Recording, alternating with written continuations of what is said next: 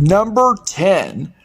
So, you probably heard something about Van Halen banning brown M&Ms. Most people have. I remember hearing about it as a kid growing up. But here's the truth most people don't know.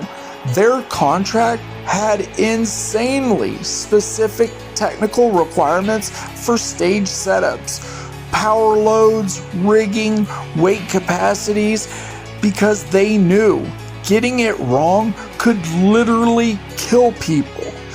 The M&M clause wasn't their diva behavior, which is what most people took it as. It was actually a test, very smart test if you think about it. They knew that if those brown M&Ms were in that bowl when they walked in, that promoter hadn't took the time to properly read the contract, which meant someone needed to get in and triple check the stage before it collapsed on them and their fans.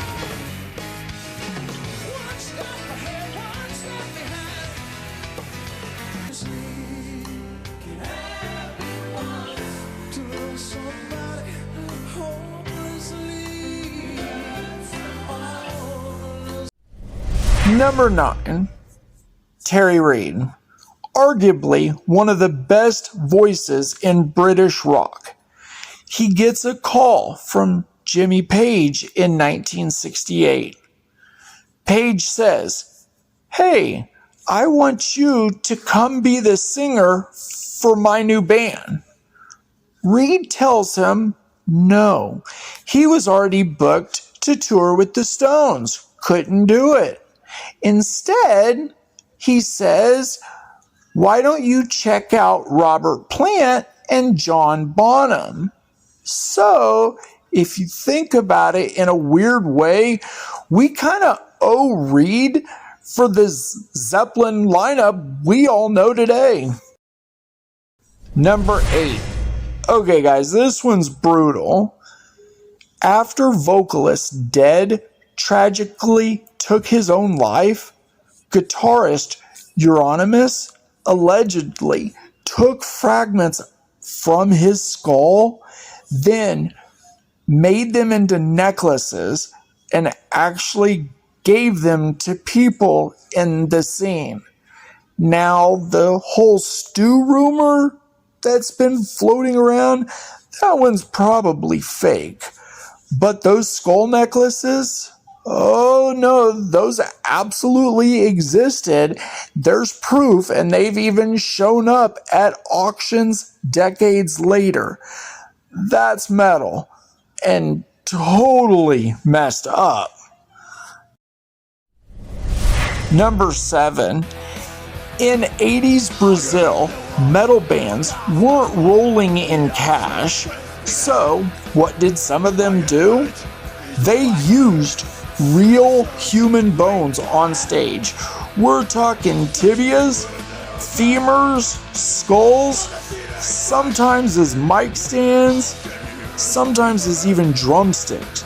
It wasn't for shock value alone, they knew it would be, but it was a symbol of rebellion during a brutal dictatorship. And here's the kicker. It made Sepultura's rise even more hardcore. Number 6.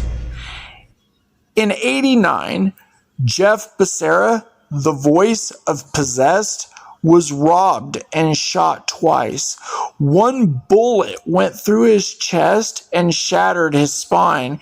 He's been in a wheelchair ever since. But here's the thing. He never quit. He still writes, still performs, and still screams like the true godfather of death metal. That's what absolute real resilience looks like. Number 5. Before Sabbath, before Dio, Coven were throwing devil horns and chanting Ava Satanas on a 13-minute track called Black Mass in 1969. They got dropped from their label when the press tried to link them to Charles Manson, but not before leaving their mark on rock forever.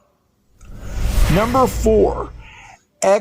Japan's Toshi didn't just face fame pressure, he was brainwashed by a cult for years.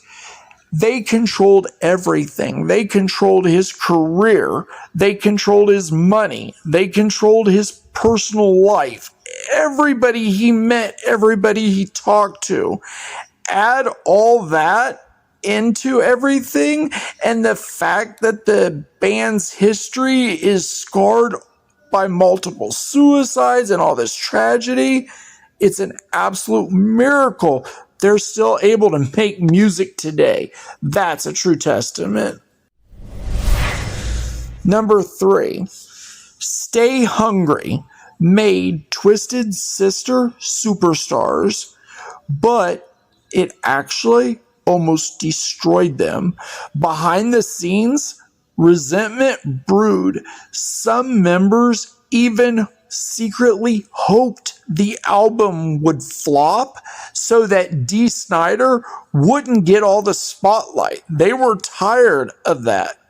Years later, they re-recorded it as, quote, Still Hungry, more for themselves than the fans. Number 2, before he was a legend, Hendrix actually played for Little Richard. Problem was, Jimmy wouldn't wear the matching outfits and kept stealing the spotlight with his crazy, insane solos. Little Richard? Not having it. He actually fired him on the spot. Who knows? That might have been the push Hendrix needed to become, well, Hendrix. Okay. In at number 1, and this one's pretty dark. This obscure psychedelic punk band recorded in a legit haunted house. Fans, if you can, I guess, call them that, they allegedly abducted the band for 48 hours before a gig. When they finally got out, they burned their lyrics, their instruments, and all of their gear in a barn, like they were trying to exorcise the whole nightmare away from them. And that's just the start. Rock history isn't just about the hits. It's about the madness. It's about that chaos. It's about the stories that almost never see daylight. So if you want more of this, hit that subscribe, drop a comment on your favorite entry, and I'll do what I can. I'll try to keep making music, and hopefully you continue to like what I put out for you. All right, everyone. Skittle out. Stay loud.